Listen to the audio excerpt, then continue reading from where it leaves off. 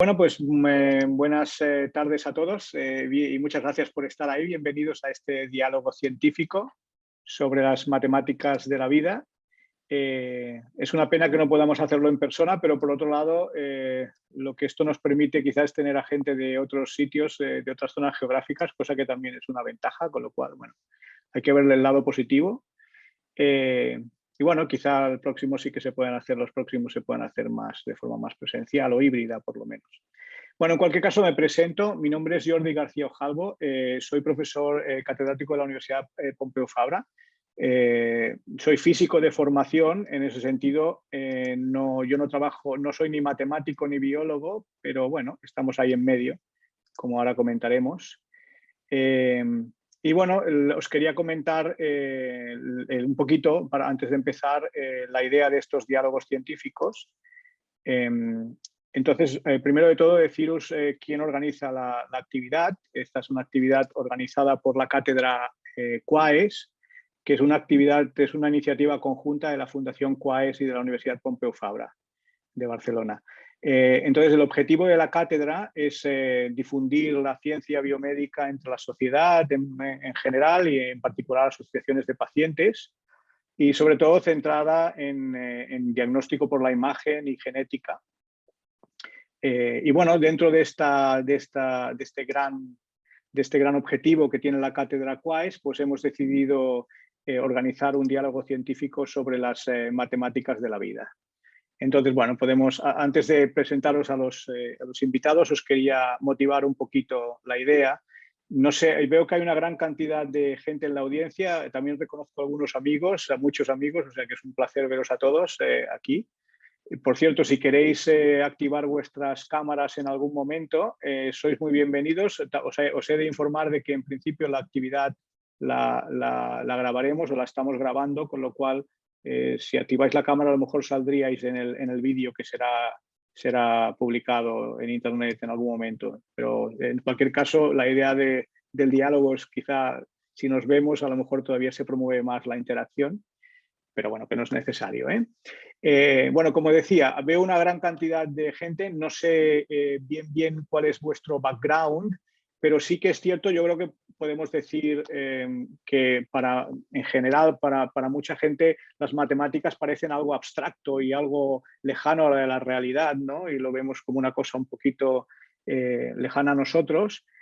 Pero ya sabemos que las matemáticas se pueden utilizar para estudiar el mundo, ¿no? Esto, de hecho, la física, mi campo, lo ha hecho así durante mucho tiempo, ¿no? Hemos utilizado matemáticas para describir materia inerte, para describir planetas orbitando en estrellas, para describir el universo expandiéndose, para describir electrones moviéndose en semiconductores, y eso nos ha permitido, pues, hacer estudios que llevan al ordenador, al teléfono móvil, a internet, ¿no? Esto es gracias a la aplicación de las matemáticas a la materia inerte. Y ha funcionado muy bien durante muchos años. De hecho, en el siglo pasado, grandes físicos de los más importantes del mundo, premios Nobel, lo que hacían era reconocer públicamente que estaban tremendamente sorprendidos de lo bien que funcionaban las matemáticas para describir el mundo. Ellos se referían al mundo inerte, se referían a los átomos, a los electrones. Veo que hay una mano levantada. No sé si no se oye. Bueno, no sé si esta mano levantada quiere decir algo, pero bueno, la voy a bajar de momento. Bueno, pues como estaba diciendo, en el siglo XX los físicos estaban muy sorprendidos de que las matemáticas funcionaran tan bien para describir el mundo. Se pueden describir electrones, átomos, partículas, fotones con una precisión increíble. Y la gente lo decía públicamente. Grandes físicos decían, ¿cómo es posible que las matemáticas funcionen tan bien para describir el mundo? Por otro lado, la biología, el cuerpo humano, las ciencias médicas parecían que estaban en otra dimensión, parecían que eran algo que era imposible de tratar con las matemáticas, y recientemente hemos ido viendo que quizá esto no es así y que quizá podemos utilizar las matemáticas para entendernos a nosotros mismos, y esto nos puede permitir también mejorar en el tratamiento de enfermedades y en el descubrimiento de fármacos, por ejemplo.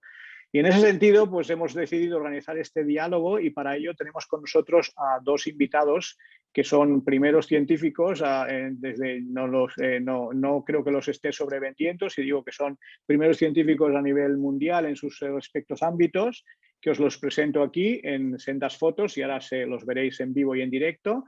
En primer lugar tenemos a Gemma Huguet, que es investigadora Ramón y Cajal de la Universidad Politécnica de Cataluña.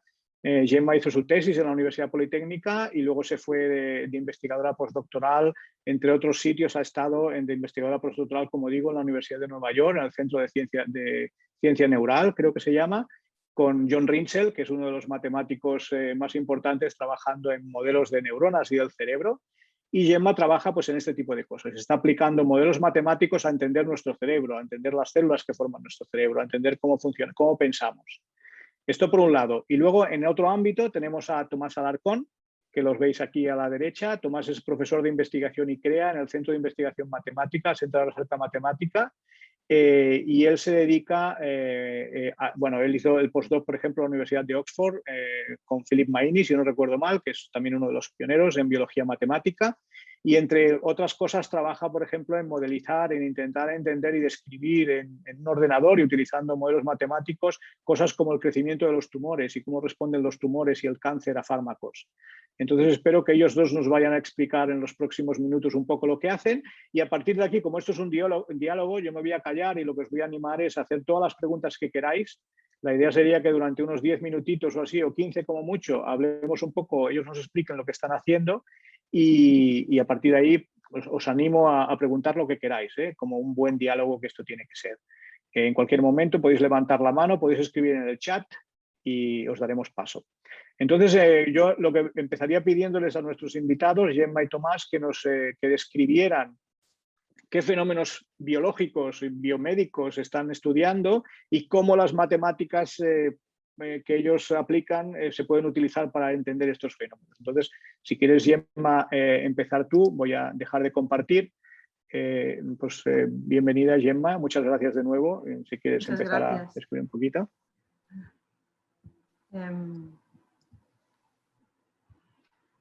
¿Se ve la pantalla? Perfecto. Sí, se ve perfecto. Sí. Bueno, en primer lugar, me gustaría mucho agradecer la invitación a este diálogo y muchas gracias también por la presentación. espero estar a la altura. Como ha comentado Jordi, me dedico a estudiar modelos de neurociencia y por lo tanto a intentar entender cómo funciona nuestro cerebro, ¿no? Nuestro cerebro es un órgano muy complejo, muy complicado. La unidad fundamental es la neurona, es la célula básica y el cerebro tiene del orden de 10 a la 12 neuronas y cada una de ellas puede hacer conexiones que se llaman sinapsis con 1000 neuronas. Entonces estamos hablando de un sistema altamente complejo que podemos analizar a distintas escalas. Podemos mirarlo como un todo o analizar la actividad neuronal que ocurre en ciertas regiones, o podemos mirar también a nivel de red de unos miles o centenares de miles de neuronas, cuál es la dinámica que emerge de ese conjunto de neuronas, o podemos mirar también a nivel de célula, es decir, a nivel de neurona, cómo es la actividad eléctrica de una neurona, o incluso ir más allá a nivel molecular. Un poco de visión general de cómo yo me acerco a ese campo, ¿no? Cómo me acerco a la biología. Mi background o mi formación es en matemáticas y de hecho mi tesis es bastante, digamos, en la matemática teórica, aunque hice introspecciones en las aplicaciones. ¿Cuál es la idea de mi investigación o cuál es el objetivo de mi investigación? El objetivo final es entender los mecanismos de la actividad neuronal y sus implicaciones funcionales, es decir, cómo esto se traduce a nivel de comportamiento, a nivel de memoria, a nivel de percepción, a nivel de este tipo de procesos. ¿Cómo lo hacemos? Lo hacemos desarrollando modelos matemáticos. ¿Y qué tipo de modelos matemáticos? estudiamos un tipo avanzado de ecuaciones que se llaman ecuaciones diferenciales, que al final es traducir un fenómeno físico, un fenómeno biológico, un fenómeno real, a un lenguaje matemático. Y este tipo de ecuaciones, que se llaman ecuaciones diferenciales, hay toda una teoría matemática detrás para entender qué tipo de soluciones tienen, cómo se resuelven. Pero la parte importante es que hoy en día, gracias al poder de los ordenadores, podemos resolver ese tipo de ecuaciones y estas soluciones nos dan la evolución de esa magnitud que nos interesa. Por ejemplo, la actividad eléctrica de las neuronas. Ello que nos permite esa capacidad de traducir nuestro fenómeno biológico a unas ecuaciones y luego simularlas en el ordenador. Esto nos permite que podemos manipular ese fenómeno, cambiar parámetros, entonces podemos testear hipótesis, hacer predicciones, etc. Es decir, tenemos el poder de controlar ese fenómeno a través de las ecuaciones y de las simulaciones con el ordenador. El objetivo final, pues si comprendemos mejor cómo funciona nuestro cerebro, comprendemos los mecanismos que hay subyacentes, esto nos permite reproducirlo y por tanto esto puede generar nuevos algoritmos que pueden ser interesantes en temas de inteligencia artificial y también para desarrollar nuevas terapias para curarlo. Lo que quería mostraros es un par de proyectos en los que he trabajado. Uno es en el estudio de oscilaciones neuronales, es decir, cuando tenemos registros de si tomamos registros de la actividad neuronal, veremos que a distintas escalas se observan oscilaciones, un comportamiento oscilatorio, es decir, tanto el voltaje o el potencial eléctrico de una neurona simple como de un conjunto de neuronas, de una red de unos cientos de miles de neuronas, como a nivel más mesoscópico, más a nivel de datos de EEG, de Electrical Encephalogram, vemos siempre que se observan oscilaciones y se observan en distintas áreas del cerebro. Una de las preguntas que existen actualmente en la neurociencia es cuál es el papel que juegan estas oscilaciones, por qué se producen y si tienen un papel funcional, en el sentido que tienen implicaciones a nivel de comportamiento, a nivel de percepción, a nivel de transmisión de información, etc. Entonces, una teoría reciente propone que cuando nosotros observamos, por ejemplo, esta imagen, y se nos indica, vemos una pera y una poma y una manzana, y se nos indica que prestemos atención a una de estas frutas, por ejemplo a la manzana, nuestro cerebro tiene que procesar toda esa información visual y tiene que seleccionar de ella la manzana.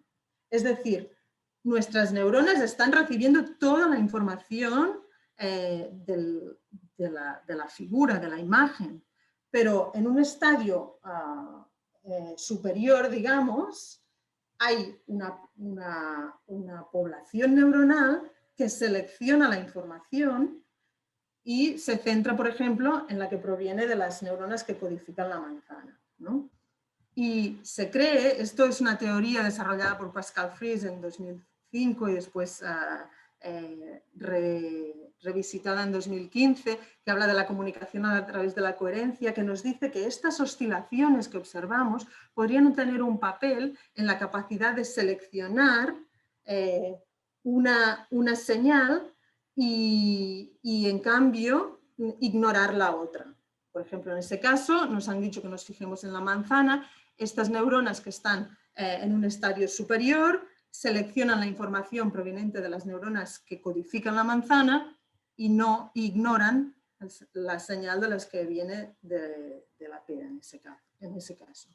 Entonces, la idea es que la información no se transmite de forma constante, sino que tiene un comportamiento oscilatorio. Hay momentos en que se transmite más que en otros. De igual forma, la población que recibe también su receptibilidad también oscila, es decir, hay momentos que está más receptiva a recibir información y otros momentos en que menos.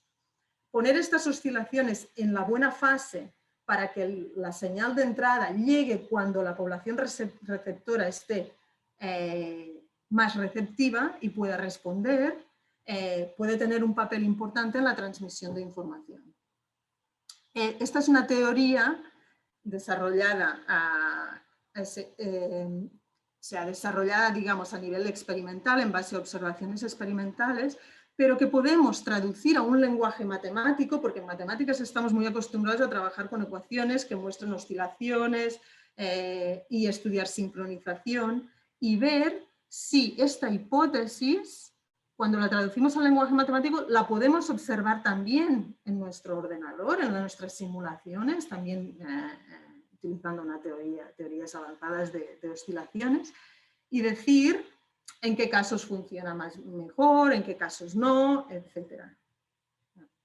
Y este es uno de los proyectos que, bueno, sí, solo os doy una idea general, ¿eh? Y otro que os quería comentar, que igual que está más relacionado, digamos, con una parte más biomédica, es este fenómeno que ocurre cuando hay un accidente neurovascular, que lo que pasa es que en esos momentos, ¿no?, se produce una restricción en el suministro de sangre a los tejidos, eso produce una escasez de oxígeno y glucosa, falla el metabolismo y entonces fallan todos aquellos procesos que tienen una dependencia de la energía que generan las células. Y lo que pasa aquí, se producen alteraciones en las concentraciones iónicas. Estas alteraciones en las concentraciones iónicas producen unas ondas de despolarización que se propagan a través de la corteza cerebral a una velocidad de entre 2 y 5 milímetros por minuto. Y estas ondas producen inflamación celular y muerte celular. ¿Qué nos interesa a nivel biomédico? Es parar esas ondas. Es decir, que no se produzcan y que si se producen, las podamos parar. Por ello tenemos que entender qué mecanismos las generan y qué estrategias podemos diseñar para pararlas. Entonces, aquí está la idea de que las células de los astrocitos, que son las células del neuroglía, que tienen una función de dar apoyo a las neuronas, pero que no tienen un rol funcional a priori, pueden tener un papel en esas ondas. Y había diversos resultados experimentales que habían visto que parecía que en algunos casos el rol de los astrocitos era que propiciaban la propagación de estas ondas y en otros casos otros experimentos decían que no, que tenían un rol de intentar pararlas. Entonces lo que hicimos fue diseñar un modelo matemático que incorporaba neuronas y astrocitos y simulamos ese modelo. Y lo que pudimos ver es que, los astrocitos pueden desarrollar ese doble rol, que por un lado tienen el rol de evitar que se inicien estas ondas, porque ayudan a controlar estas descompensaciones en las concentraciones iónicas responsables del inicio de las ondas. Pero por otro lado, si la onda se inicia, lo que hacen es contribuir a que se propague más rápido. Es decir, primero evitan que se genere, pero si se genera, entonces se desarrolla. Esto es solo, por ejemplo, y esto nos puede ayudar, pues si queremos diseñar fármacos, es decir, si entendemos mecanismos, podemos diseñar fármacos que actúen en esa dirección. Esos son los dos proyectos que os quería mostrar y esa visión general que os quería dar, ¿eh? Luego estoy abierta a preguntas y más cosas. Muchas gracias, Gemma. Quizá... Aturo la presentación, ¿no? Ay, perdón. Sí, si alguien tiene preguntas, bueno, yo entiendo que ni a Gemma ni a Tomás le importan que interrumpáis en cualquier momento. De todas maneras, si queréis, procedemos a hablar con Tomás y que nos explique un poquito también su perspectiva sobre cómo las matemáticas se pueden usar para entender sistemas vivos. Tomás, cuando quieras. Muy bien, pues yo os voy a enseñar una imagen también para apoyarme un poco en ella, para explicaros lo que os quiero explicar. Bueno, yo también quería agradecer a Jordi, que ha organizado esto, y por la invitación a participar, y a todos los que estáis aquí escuchando pacientemente todo esto, pues también agradeceros vuestra presencia. Por cierto, yo ahora no veo nada, no veo nada ni a nadie. Si alguien tiene alguna pregunta, va a tener que interrumpirme. Pero Sí, te interrumpiremos, no te preocupes, Tomás. sois bienvenido, no hay ningún problema. Entonces, yo también como Jordi, yo soy físico y por lo tanto esta introducción que yo voy a hacer va a ser mucho menos precisa que la de Gemma, que es matemática. Entonces, bueno, como Jordi ha mencionado al principio, una de las cosas que yo investigo es el crecimiento de tumores, específicamente cosas que tienen que ver con terapias y sobre todo con resistencia a terapias. Entonces, Gemma ha mencionado en su introducción que el cerebro se puede estudiar a diferentes escalas. Bueno, esto no es solo típico del cerebro, esto es una característica que tienen la mayoría de sistemas biológicos que se pueden estudiar pues como sistemas globales, macroscópicos, se pueden estudiar desde el punto de vista de las interacciones entre células y se pueden estudiar también desde el punto de vista de lo que está ocurriendo en cada una de las células, ¿no? Entonces se pueden estudiar, digamos, estas tres escalas, que aquí serían estos módulos. El módulo macroscópico sería una visión, pues eso, macroscópica, en la que vemos, por ejemplo, el tumor o el tejido como un conjunto, digamos, donde no vemos los detalles de los individuos. Podemos bajar, digamos, a un nivel en el que vemos las interacciones entre células y estudiamos específicamente las células resueltas como individuos, pero no vemos lo que está pasando dentro de las células, o nos podemos ir a un nivel, digamos, mucho más detallado, donde lo que estamos viendo es cómo las células, digamos, el comportamiento intracelular, es decir, cómo las células modifican su comportamiento en respuesta a señales que le llegan del entorno, ¿no? En términos de activar ciertos circuitos de regulación genética o expresar ciertas proteínas o lo que fuere, ¿no? Pero también se puede adoptar el punto de vista que adopto yo, que es que, digamos, también se pueden estudiar todas estas escalas simultáneamente, digamos, acoplándolo todo dentro de un modelo donde el comportamiento del tumor, en este caso, que es lo que yo estudio, sería una propiedad emergente tanto de las dinámicas complejas que se dan acá en cada uno de los módulos, como sobre todo de todas estas interacciones y de todos estos bucles de retroalimentación entre los módulos. O sea, aquí solo hay, digamos, estas tres flechitas, ¿de acuerdo? Pero la situación en general es mucho más compleja, ¿no? Por ejemplo, si yo estoy estudiando propiedades mecánicas del crecimiento del tumor, pues eso va a tener una consecuencia inmediata sobre la capacidad de las células para proliferar, ¿eh? De manera que aquí también tendríamos, por ejemplo, un bucle, ¿no? Un bucle de interacción entre, digamos, las propiedades macroscópicas, propiedades mecánicas, que tienen que ver, pues, cómo, digamos, el tumor se expande y tiene que desplazar otras partes del organismo para crecer, con, digamos, tanto la dinámica a nivel de cada una de las células como sus dinámicas intracelulares. ¿De acuerdo? Y entonces esto, bueno, esto desde el punto de vista matemático, estos modelos son lo que llamamos modelos híbridos. Y se llaman modelos híbridos porque lo que hacemos es que cada uno de estos módulos... Perdona, Tomás, perdona que te interrumpa. Estoy leyendo en el chat que se te escucha bajito, David, como un poco de lejos. Como si estuvieras un poco lejos, pero bueno, no sé. ¿Ahora mejor? Sí, ahora creo que mejor. Supongo que no tengo que empezar, ¿no? No. Ya. De acuerdo. Bueno, pues si se me escucha mejor, pues eso, o sea, digamos, cada uno estos modelos se conocen como en la literatura como híbridos, porque cada uno de estos módulos se modela utilizando una técnica matemática diferente. Por ejemplo, a nivel subcelular, en el módulo este que tiene que ver con lo que ocurre dentro de cada una de las células, típicamente una cosa que se puede utilizar es el tipo de descripción matemática de la que Gemma nos estaba hablando antes, ¿no? O sea, ecuaciones diferenciales ordinarias.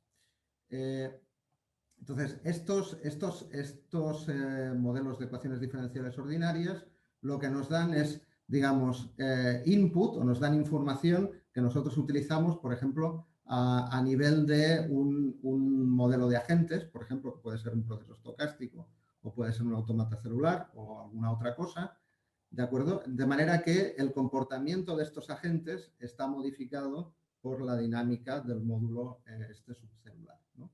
Y esto básicamente lo que nos da, pues es, por ejemplo, en este caso sería tasas de proliferación y tasas de muerte, y esto lo que nos daría es, digamos, cómo crece el tumor, ¿no? De manera que la velocidad de crecimiento del tumor sería una propiedad emergente de todos estos elementos. Entonces, ¿esto por qué es interesante? O por qué, bueno, por lo menos por qué a mí me parece interesante hacer este ejercicio que en principio parece tan complicado. Pues porque la mayoría de las drogas que se utilizan en tumores golpean aquí, golpean en el módulo subcelular. Son terapias génicas, son terapias que tienen como diana, pues no sé, receptores de membrana, cosas de ese estilo.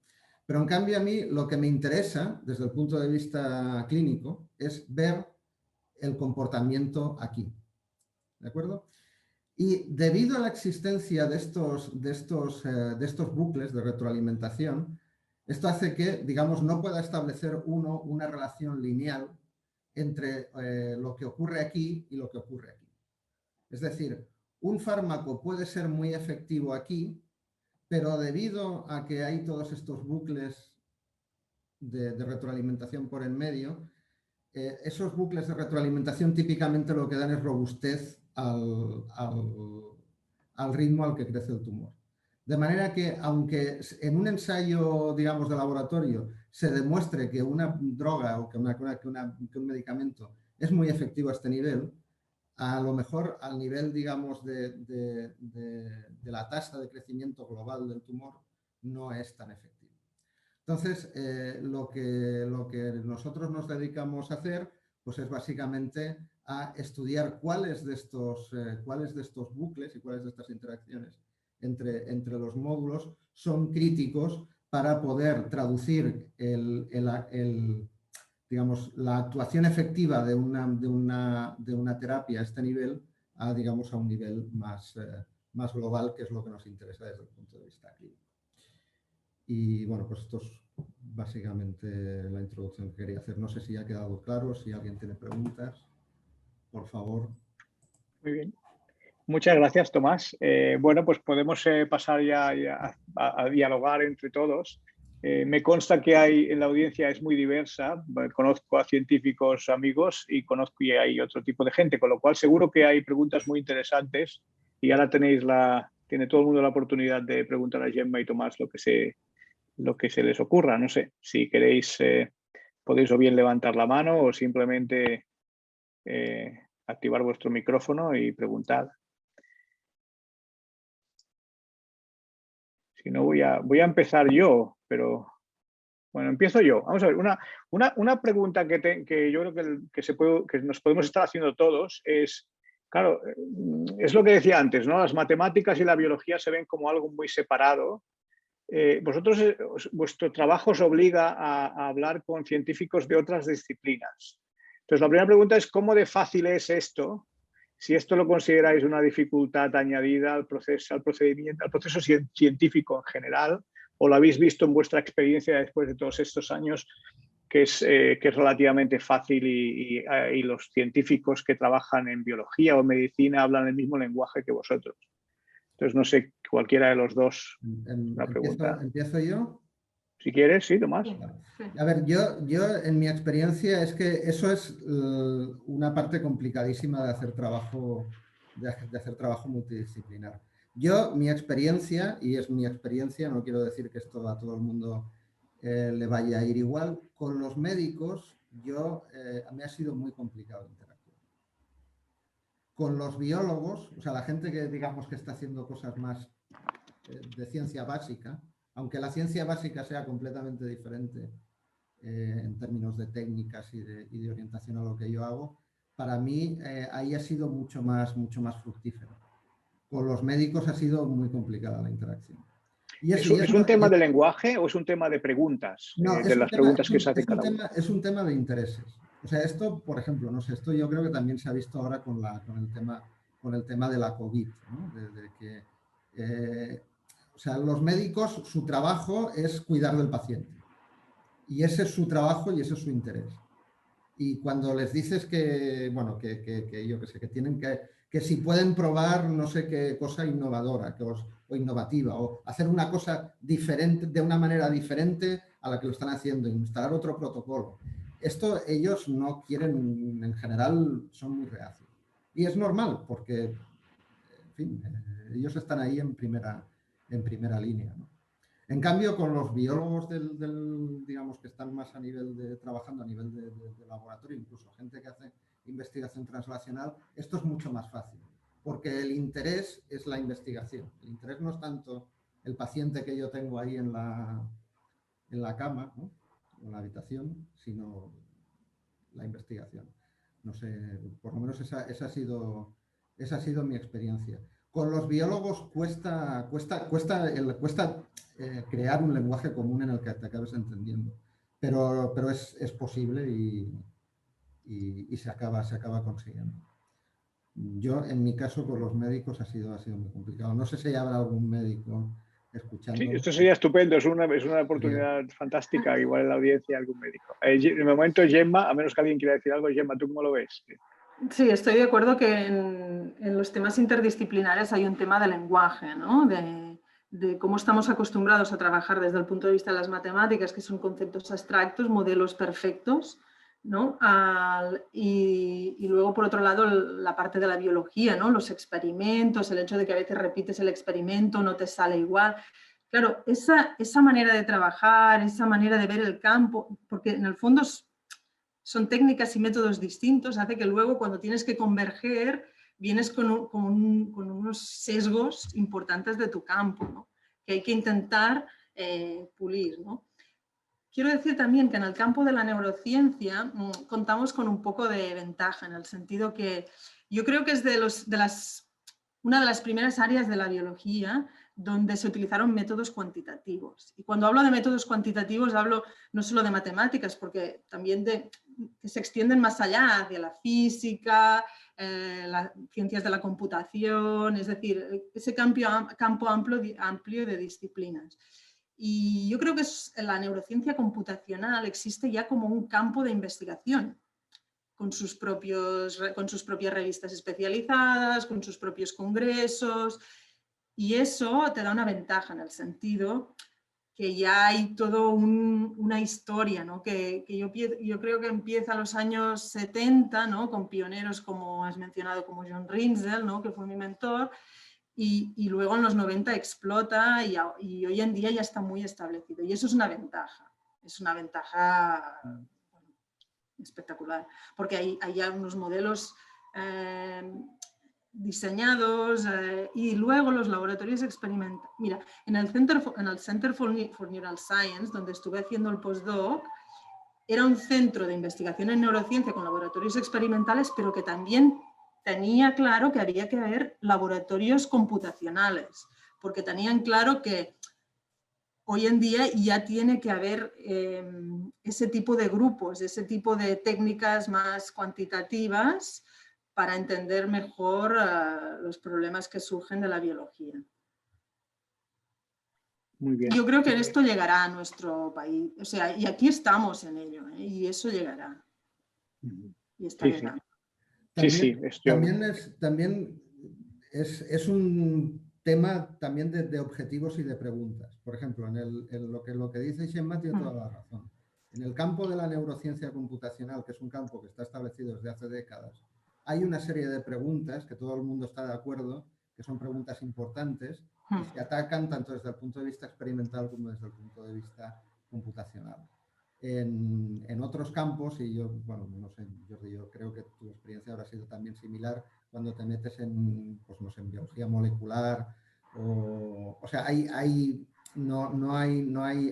como más disparidad y no hay una biología, aunque sí que hay bioinformática, no sé yo si se puede hablar de una biología molecular computacional como se puede hablar de una ciencia, de una neurociencia computacional. Y eso hace que las preguntas y los intereses sean como mucho más dispares, sean muy complicados. Es más diverso, quizá ahí está el ámbito de la biología de sistemas, que es de hecho lo que trabajamos nosotros, pero aún así es demasiado diverso y también se está diluyendo un poco. Y es verdad que las matemáticas se están convirtiendo en una herramienta más de nuestro toolbox, digamos, para entender los sistemas. Pero bueno, es lento, sí.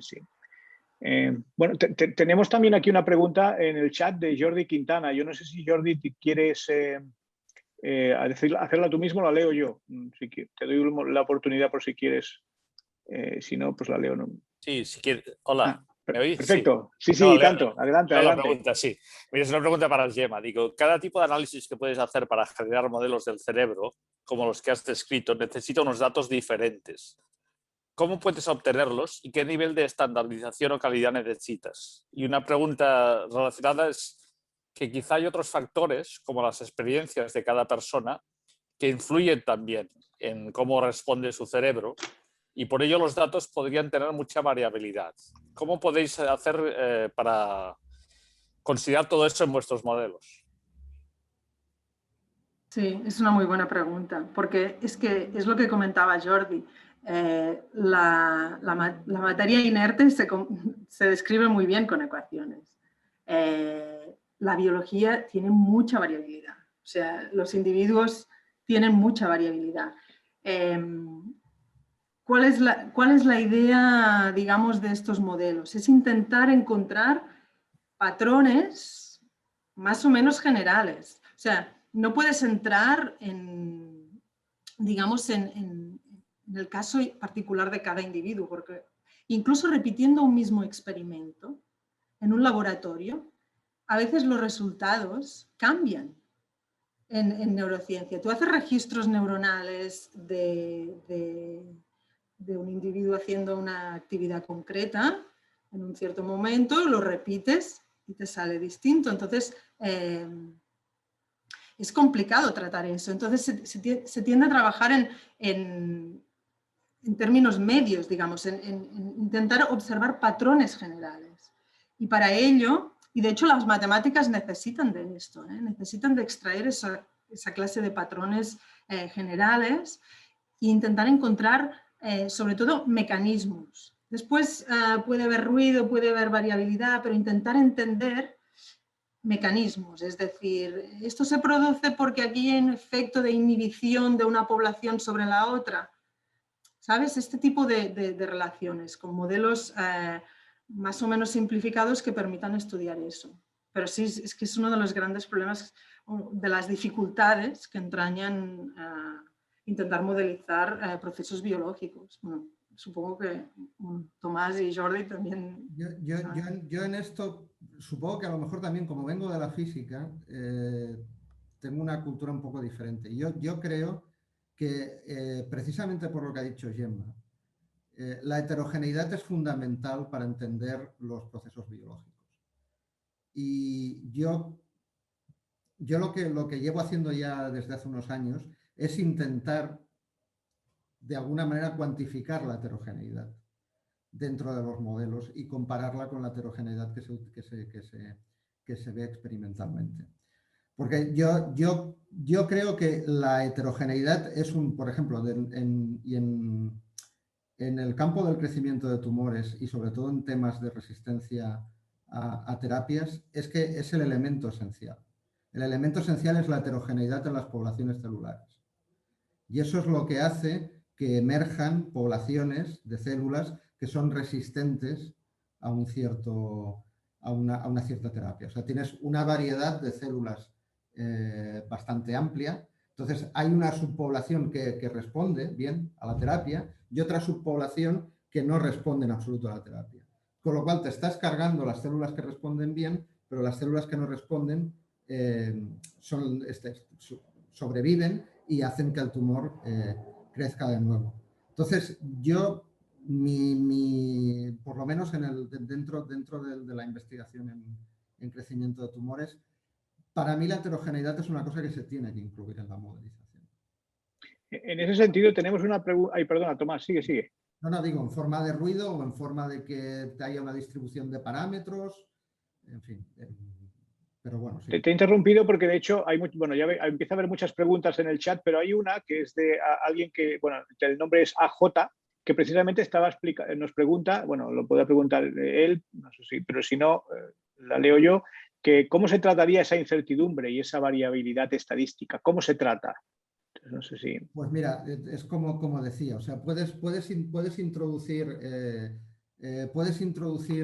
ruido o variabilidad, o llamémoslo como queramos, heterogeneidad, a diversos niveles. Uno de ellos es a nivel intrínseco, que es que, digamos, las poblaciones, tanto, digamos, si estamos hablando de células como si estamos hablando de moléculas, tienen un componente estocástico. Esto, por ejemplo, Jordi lo conoce muy bien, porque él ha estado trabajando en este tema durante casi toda su carrera.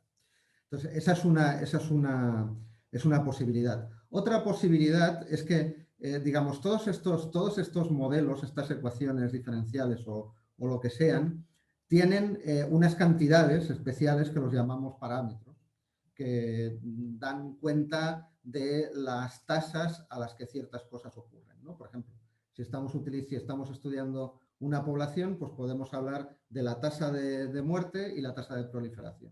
Y el equilibrio entre estas dos tasas es lo que te dice si la población o el tumor está creciendo o está decreciendo o se mantiene constante. Podemos considerar que para diferentes células o para diferentes poblaciones celulares esas tasas son diferentes.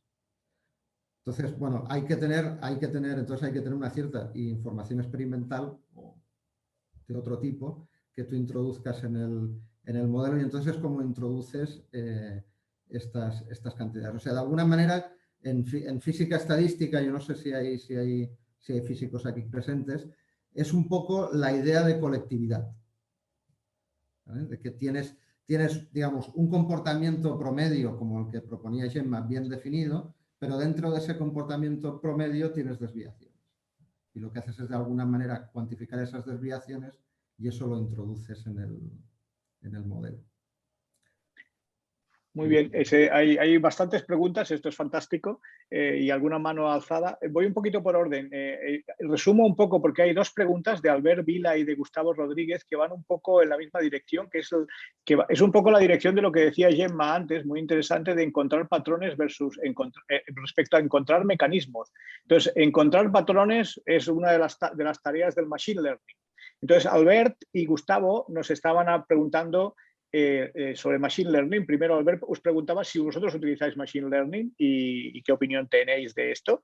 Y Gustavo, más o menos lo mismo. ¿Qué opinión os merece el uso de la inteligencia artificial y el Machine Learning, entiendo, para generar modelos de aplicación de determinados estudios? Entonces, no sé, ¿cómo lo veis? Yo creo que el Machine Learning que en los últimos años ha explotado, digamos, está siendo y va a ser de muy gran utilidad en neurociencia y en biología en general, porque los laboratorios están generando una cantidad enorme de datos que tenemos que procesar. Y yo creo que estos algoritmos de inteligencia artificial nos permiten encontrar esos patrones.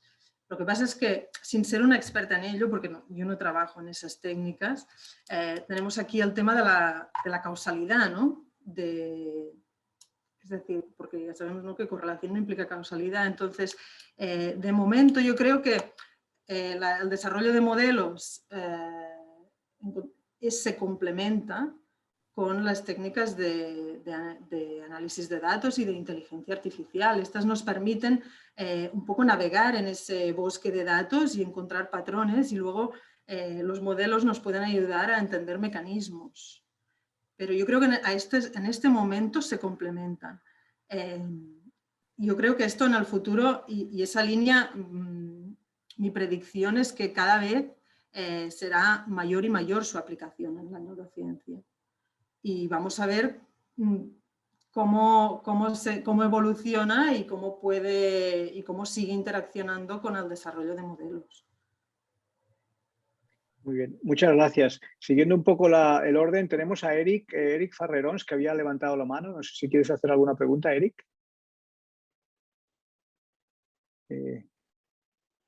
No sé. Sí, hola, buenas. ¿Se me escucha? Hola, buenas. Sí. Sí, ¿se me escucha? Vale. Bueno, en primer lugar, muchas gracias por hacer esta charla y por darnos la oportunidad de dialogar con vosotros. Tenía una pregunta para Tomás sobre el modelo híbrido que has explicado, que, bueno, era eso, ¿no? Del nivel micro y el nivel macro y cómo se interrelacionan esas dimensiones, ¿no?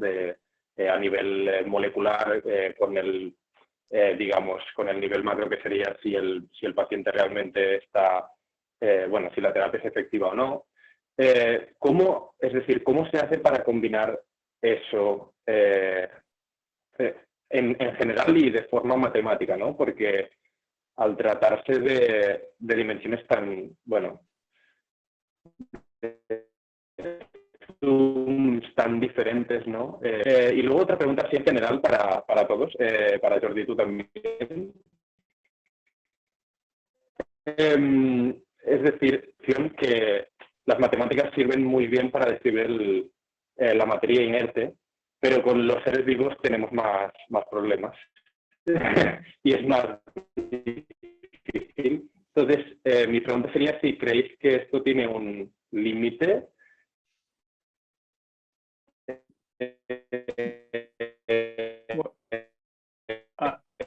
Te estamos perdiendo, Eric. Supongo que eres tú, ¿no? En verdad que no lo oímos bien, ¿verdad?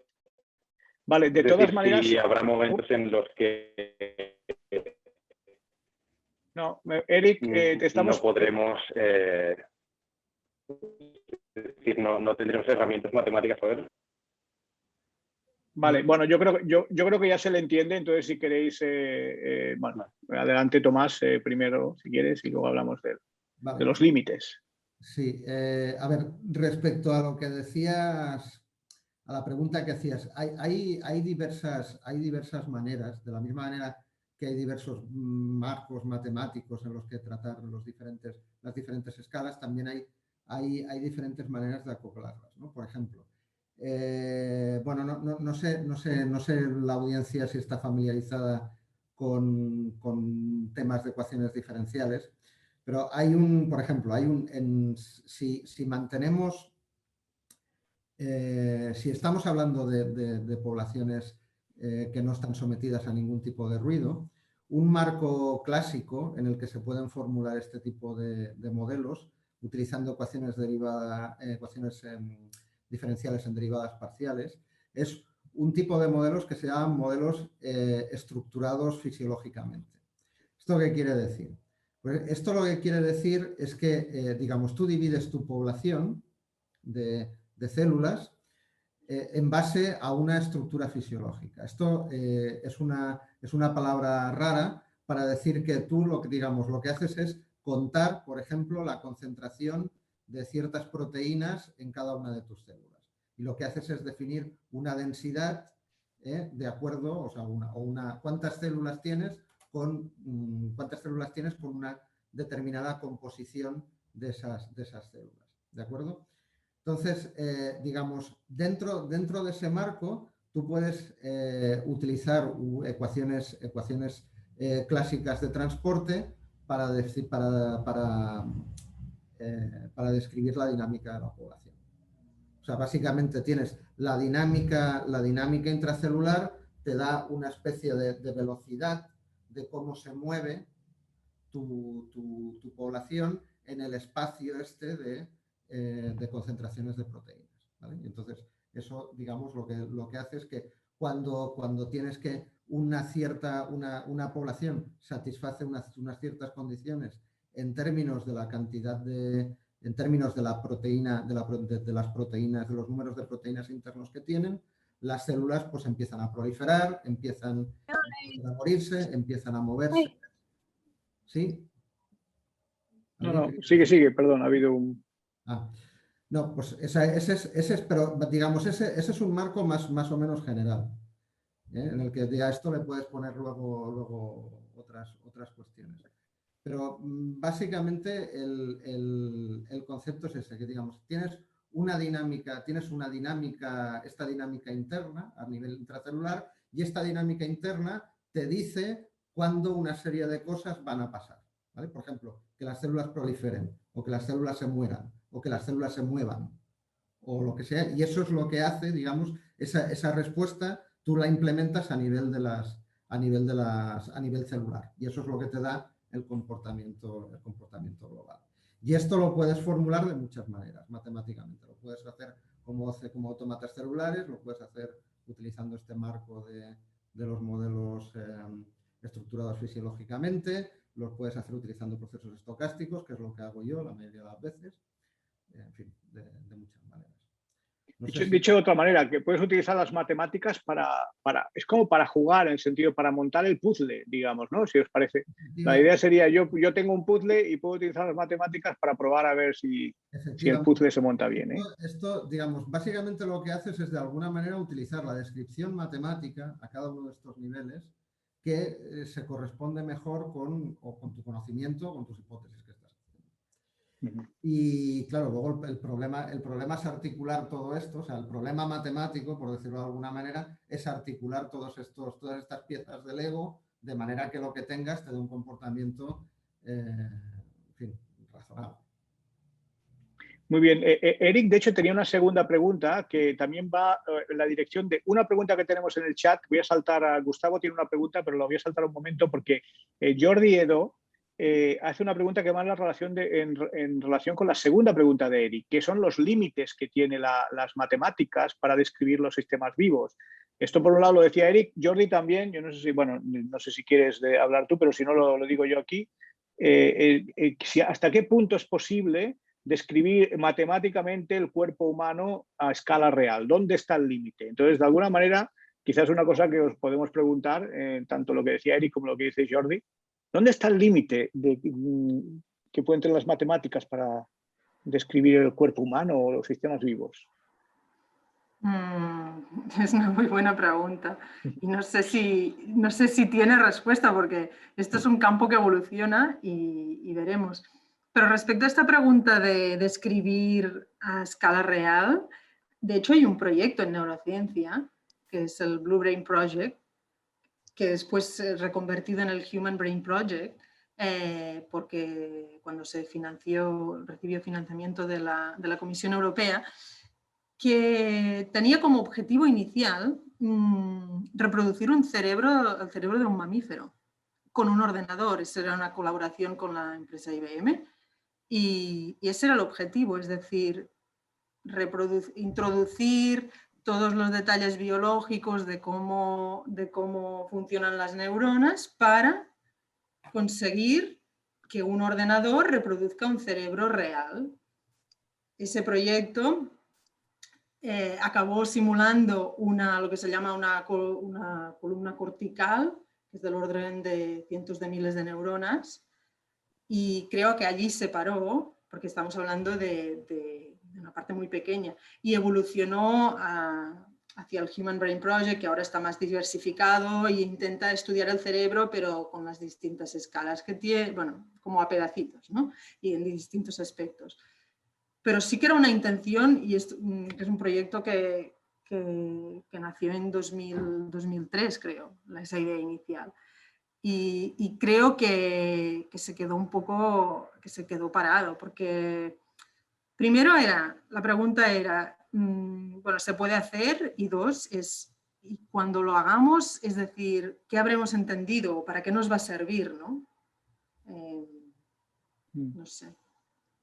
Sí, en ese sentido, sí, es una pregunta muy interesante, ¿no? Pero en ese sentido me gustaría quizá ir a comentar muy brevemente analogías físicas, ¿no? Es decir, los físicos han aprendido a describir, por ejemplo, un gas ideal sin necesidad de saber qué hace cada una de sus moléculas, ¿no? Utilizando promedios, ¿no? Averaging, utilizando estadística. Entonces, es una manera de sortear este problema, utilizar métodos estadísticos. En la audiencia, ahora mismo aquí entre nosotros hay científicos que se dedican mucho a esto y que igual nos quieren contribuir, no voy a decir quién es, pero bueno. Y luego, en todo caso, antes de pasar a Gustavo, no sé si Carmen Cantarell tenía la mano alzada un par de veces, yo no sé si quiere comentar alguna cosa. Carmen. Sí, bueno, no. es que al principio habéis preguntado si había algún médico y casi ¡Hombre! me he sentido la necesidad de... Pero yo soy nefrólogo, o sea que no sé qué hace un nefrólogo en un foro como este. No. Y lo que quería decir es que sí que es verdad que yo creo que en todas las especialidades se tiende cada vez a incorporar más físicos, más matemáticos y la tendencia es hacer un estudio translacional y todo esto y poderlo después reproducir. Pero que estamos muy sometidos a la inmediatez del paciente que tienes delante. Entonces, claro, hacer un estudio para ver pues, si en 10, 15 años da sus frutos es súper interesante y es como debe ser. Por esto a veces a los médicos clínicos que hacemos algo de investigación nos llaman un poco, eres médico, eres asistencial, casi eres mediocre, ¿no? Yeah. Pero tenéis que entender que son aspectos muy diferentes y que necesitamos de todos vosotros para que esto progrese y que algún día llegue a nosotros, pero que en este momento las cosas están a años luz, me parece a mí, ¿eh? Y vengo de un gran hospital, quiero decir que... Yo no lo decía como crítica, ¿eh? No, yo Además, tampoco, ¿eh? Me parece obvio, me parece de cajón que si hay que escoger, porque uno tiene el tiempo que tiene y si tienes una cola de pacientes ahí para ver pues me parece lógico, me parece de cajón que sea así. Simplemente que mi comentario es que eso dificulta la interacción, o sea, esas dinámicas de que estéis muy ocupados y tengáis muchas responsabilidades, dificulta a mi modo de ver. Pero yo creo No es difícil. que cada vez es más frecuente la incorporación de personas como vosotros en los equipos para seguir la investigación esta, ¿no? O sea que creo que vamos bien, vamos lentos y atrasados, pero estamos en ello. Bueno, es muy complicado, ¿no? Como estáis diciendo, es muy complicado, ¿no? Como decís, el problema de la variabilidad entre individuos. Es decir, a nosotros nos encantaría que si miramos 100 riñones, que se comportaran todos igual. Pero claro, no es el caso y entonces tenemos este problema. Y claro, ahora mismo hay tendencia que, Carmen, supongo que también es a la medicina personalizada, ¿no? Lo ideal sería hacer una medicina personalizada y de alguna manera eso quizá, y es mi opinión personal, va un poco en contra de la típica ciencia que se hace en física y matemáticas, en las cuales las cosas tienen que ser reproducibles, que podemos promediar sobre grandes números, pero no, aquí hay que encontrar la solución para un paciente determinado, lógicamente, porque es el que te llega a la consulta y es el que tiene el dolor y el que tiene el mal, ¿no? Entonces yo creo que ese es el reto, pero bueno, en eso vamos en ello. A mí me gusta la idea de que vamos en esa dirección. Sí, sí. Muy bien, muchas gracias. Teníamos también a Gustavo, que lo he dejado un poco relegado. No sé si Gustavo Rodríguez, si quieres, tenías una pregunta más para Tomás, no sé si quieres decirla en voz alta antes de que tengamos que cerrar de aquí un poco. No sé si está Gustavo entre nosotros y si no la haré yo. La voy a hacer yo, si no... La pregunta de Gustavo a Tomás es que con el modelo oncológico que nos has enseñado, si es posible mimificar o mimetizar con resultados del laboratorio lo que se puede dar en el paciente. Bueno, la respuesta es que sí, si no estaríamos, si no hubiera estado 20 años. Pero yo os puedo contar la anécdota del primer resultado así chulo que tuve yo. Cuando estaba de postdoc en Oxford, después de varios años de darme cabezazos contra esto. Y es el tema, hay un tipo de terapia que se llaman terapias antiangiogénicas, que lo que hacen es de alguna manera, o sea, el tumor para continuar creciendo necesita alimentos. Y estas terapias antiangiogénicas lo que hacen es cerrar los vasos sanguíneos, o en teoría, eso es lo que la teoría decía, que si cierras esos vasos sanguíneos utilizando una serie de fármacos, el tumor se va a quedar sin alimentos y va a decrecer y probablemente incluso a desaparecer. Va a decrecer en tamaño y probablemente a desaparecer. Pero esto cuando lo llevaron a ensayos clínicos, o sea, esto funcionó muy bien incluso en ratones, pero cuando se llevó a ensayos clínicos con humanos se vio que esto no funcionaba en absoluto.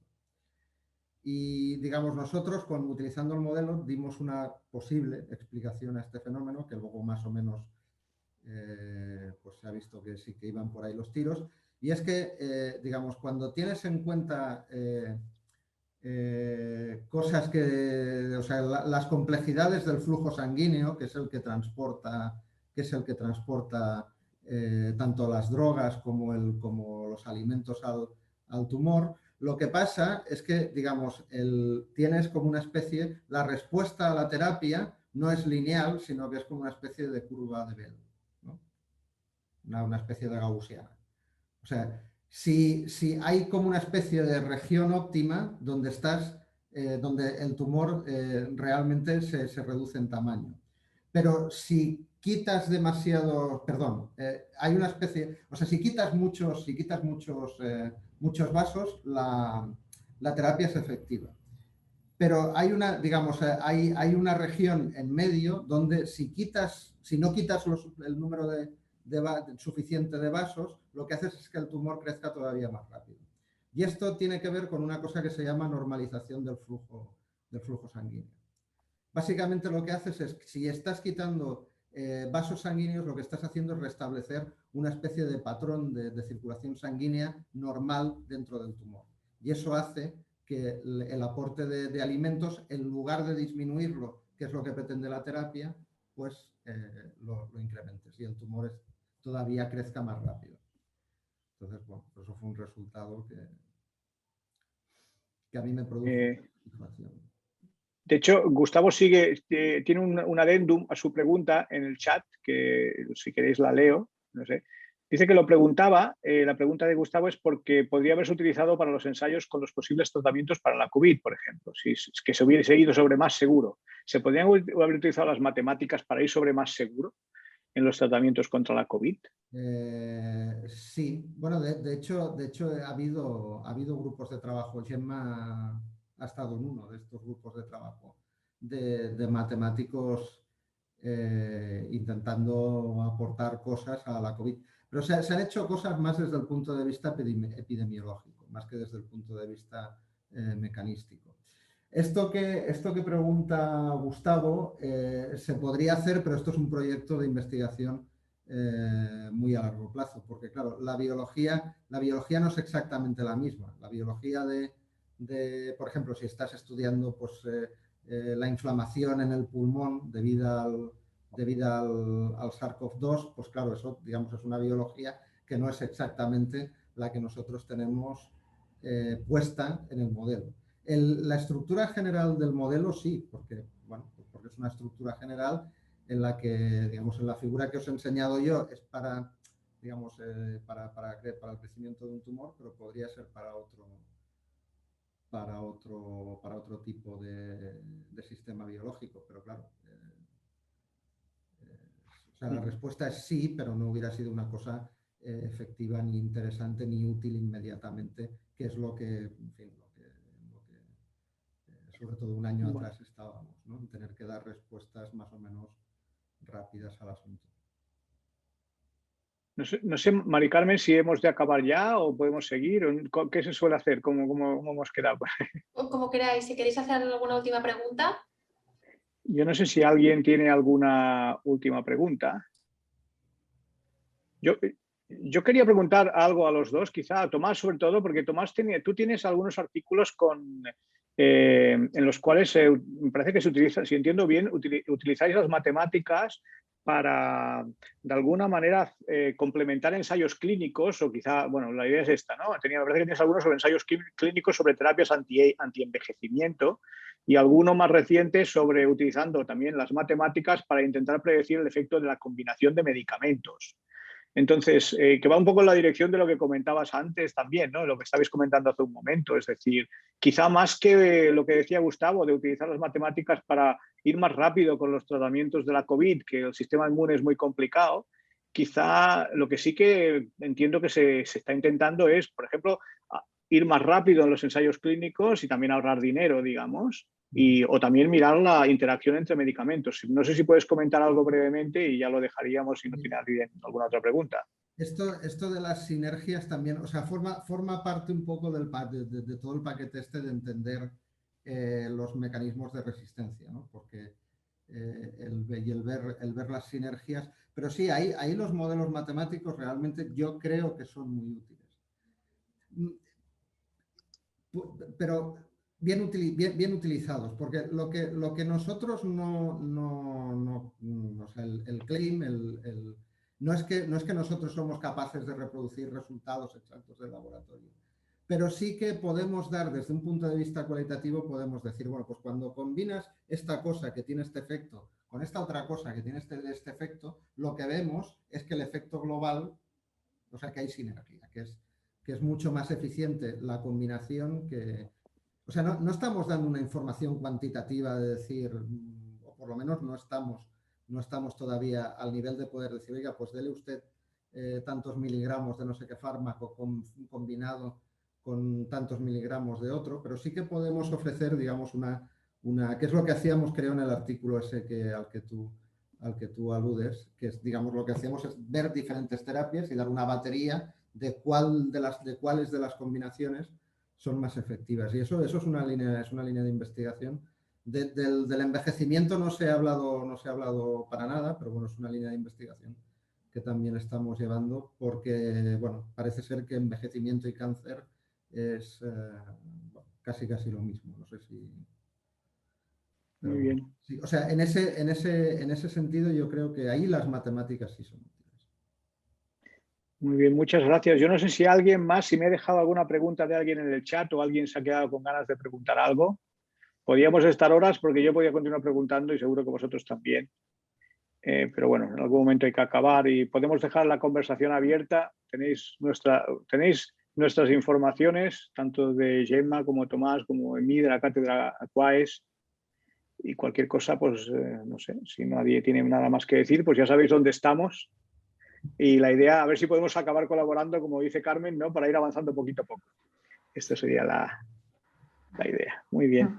Pues si no hay ninguna cosa más, agradecer de nuevo a Tomás y a Gemma su amabilidad y a todos vosotros por estar ahí presentes a estas horas de la tarde. Bueno, y espero que continuemos estos diálogos en el futuro. Os enviaremos, no sé, Mari Carmen, alguien me ha estado pidiendo la información sobre el vídeo, dónde se colgará. Yo no sé si enviarás un email a todos los... Sí, a todos los inscritos recibirán el enlace al vídeo. De acuerdo. Entonces ya sabéis, si os habéis perdido alguna cosa, pues ya sabéis dónde podéis mirar. Muchísimas gracias de nuevo a todos, en particular a Tomás y Gemma. Venga, gracias, hasta la próxima. Gracias a vosotros. Hasta pronto. Gracias. Adiós, muchas gracias a todos. Adiós.